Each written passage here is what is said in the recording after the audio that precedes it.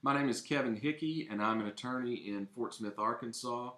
And I'm here today to talk with you about handling your case in small claims court without a lawyer. Now, I want to make sure we're on the same page right from the very beginning. I'm not telling you to do this without an attorney. It's always best, especially if you're going to be going to court, to hire an attorney and have an attorney with you. That's what they're trained to do. They do it every day. And you're going to be best served if you have an attorney when you go to court. But a lot of people, especially in small claims court, I have noticed, decide to handle those cases on their own. So if you're one of those people and you have a small claims case and you're going to court and you're going to handle it yourself, here are a few tips that will help you out. First of all, addressing the judge. Yes, ma'am. Yes, sir is fine. Judge is better. Calling them Your Honor is best, in my opinion. That's what I use. I say Your Honor as often as I can remember to do it. And I think that's your best choice for addressing the judge. Always be courteous with the judge and respectful. In small claims court, normally you're not going to have a jury. At least in Arkansas, you're not. And so that judge is going to be making the decision on your case. So the last thing you want to do is argue with them, be disrespectful, because they're the person that's going to decide your case. So you want to be courteous and respectful with the judge when you're addressing him or her. Have documentary evidence. This is the second thing that I would tell you. And what I mean by that is bring something tangible, piece of paper, photos, text messages on your phone, something along those lines.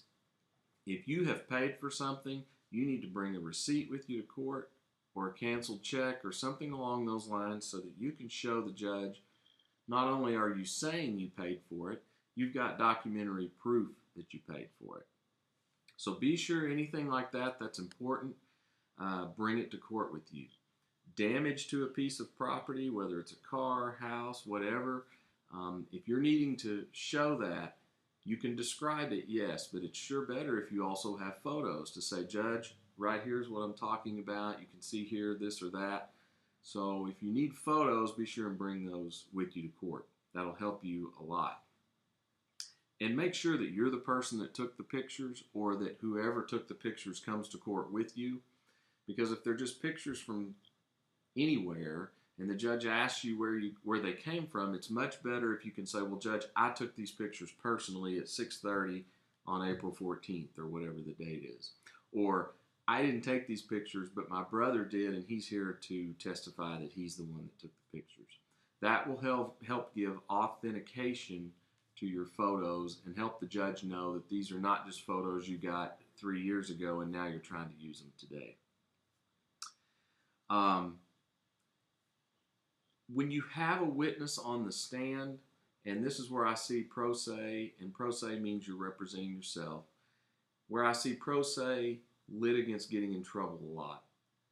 When you have a witness on the stand, you want to start arguing with them when you're asking them questions, because if you're representing yourself, you're going to be asking all the questions of these witnesses since you don't have an attorney with you. Don't argue with the witness. That is your time to ask questions and get answers. Don't testify. Don't start saying, well, you remember when I did this and that. The judge is going to cut you off. He or she's not going to like it and make you start over and make you ask questions. Best thing to do is to write those down or type them up before you get to court. For this particular witness, I have all these questions, and that'll help keep you on track, and it'll also help keep you from arguing with the witness. You'll just stay on track with the questions that you're asking and getting answers to. Finally, everyone's heard of hearsay, and this is probably the biggest obstacle. Even attorneys run into this all the time. But for pro se litigants, hearsay is something that comes up over and over, and it's a hard to understand rule. I've tried to simplify it down to something for you to keep in mind that'll work about 90% of the time on hearsay. One of the most important rights that we have in court is being able to cross-examine a witness. So when the other side gets up there and they're on the witness stand, you get to ask all those questions you've been waiting 3 or 4 months or however long to ask. This is your chance. That's one of the most important fundamental rights we have in the legal system, is being able to cross-examine a witness.